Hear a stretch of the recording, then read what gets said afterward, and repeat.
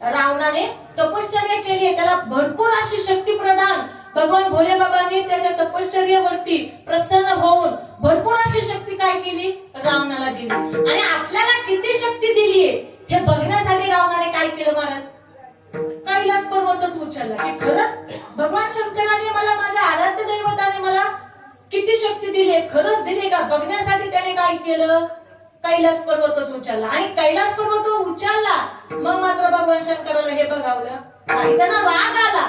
काय झालंय आता, रावणाला काय झालाय, अहंकार झालाय. म्हणून त्यांनी काय केलं, फक्त महाराज भगवान भोले बाबाने फक्त पायाच्या अंगठ्याने काय केलं, तो कैलास पर्वत खाली थोडासा दाबला. आणि खाली दाबल्यानंतर मग मात्र आता ते कैलास पर्वत खाली दाबलाय आणि खाली कोण आहे, रावण आहे. तो त्याच्या खाली काय झाला, चिरडू लागला ना. मग त्याच्या खाली चिरडल्यामुळे त्याने काय केलं, पुन्हा शंकराची आराधना चालू केली.